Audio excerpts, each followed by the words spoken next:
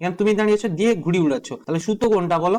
এটা সুতো। এই ধরনের প্রশ্ন দেখলে নিশ্চয়ই তোমাদের একটু না একটু ভয় করে যে এটা আমরা কিভাবে করব। এই ধরনের প্রশ্ন কিন্তু আমরা একটা সমকোণী ত্রিভুজের মাধ্যমেই কিন্তু শেষ করে ফেলতে পারি। প্রথম প্রশ্ন দিয়েছে একটা ঘুড়ি মাটি থেকে 60 মিটার উঁচুতে উঠছে, ঘুড়িটির সুতো মাটির সঙ্গে 60 ডিগ্রি কোণ উৎপন্ন করলে সুতোর দৈর্ঘ্য কত? এই দেখো আমি এইটা মাটি ধরে নেবো, মাটি ইকুয়ালস টু এটা ভূমি, একটা সমকোণী ত্রিভুজ যদি নিই এটা ভূমি। আর বলেছে ঘুড়িটা মাটি থেকে 60 মিটার উঁচুতে উঠছে। দেখো এইখানে যদি ঘুড়ি থাকে তাহলে মাটি থেকে 60 মিটার উঁচুতে উঠছে, ক্লিয়ার। এরপরে বলেছে ঘুড়িটির সুতো মাটির সঙ্গে 60 ডিগ্রি কোণ উৎপন্ন করেছে। তাহলে এখানে যদি ঘুড়ি থাকে, এখানে তুমি দাঁড়িয়েছো, ভাবো এখানে তুমি দাঁড়িয়েছো দিয়ে ঘুড়ি উড়াচ্ছ, তাহলে সুতো কোনটা বলো? এটা সুতো। এবার যদি আমি ত্রিকোণমিতির দৃষ্টিকোণ থেকে দেখি তাহলে এটা হয়ে যাবে লম্ব। কেন লম্ব হবে? তার মেন কারণ হলো যে ঘুড়িটির সুতো মাটির সঙ্গে, ঘুড়িটার সুতো মাটির সঙ্গে 60 ডিগ্রি কোণ উৎপন্ন করেছে।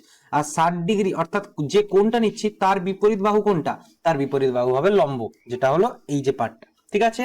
এবার বলেছে 60 ডিগ্রি কোণ উৎপন্ন করলে ঘুড়িটির সুতো। আমি যদি ত্রিকোণমিতির দৃষ্টিকোণ থেকে দেখি তাহলে এটা হলো অতিভুজ, হ্যাঁ কি না? এটা অতিভুজ।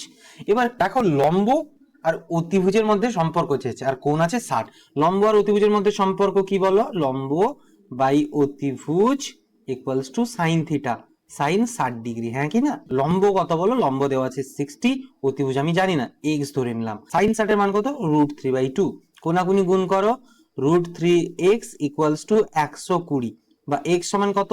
120/√3। এবার তুমি বলবে স্যার যে এখানে 120/√3, ঠিক আছে, এটা তো কোনো অপশনেই নেই, কোনো অপশনে নেই, তাহলে এটা কিভাবে করবো?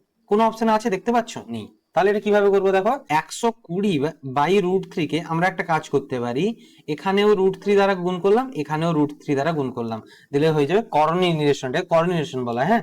দিলে কি হবে? 120 ওপরে √3 আর নিচে আসবে √3 ইন্টু √3 ইকুয়ালস টু কত আসবে? 3 আর 120 কাটলে কত আসবে? 40 √3, ঠিক আছে। এবার কোন অপশনটা হয়ে যাবে দেখতেই পাচ্ছ, অপশন এ হয়ে যাবে কারেক্ট অ্যান্সার, ক্লিয়ার। আমরা কিন্তু খুব সহজে এই ধরনের প্রশ্ন কিন্তু করে ফেলতে পারি। সেকেন্ডটা দেখো, প্রথম নিশ্চয়ই বুঝে গেছো, তাহলে সেকেন্ডটা এত কিছু করবো না, খুব সহজে করবো এমসিকিউটা, হ্যাঁ। বলছে একটা খুঁটির দৈর্ঘ্য আর তার ছায়ার দৈর্ঘ্যের অনুপাত 1:√3। এটা যদি খুঁটি হয় এটা নিশ্চয়ই তার ছায়া হবে, হ্যাঁ কি না? এই পার্টটা ছায়া হবে আর এটা খুঁটি হয়ে যাবে।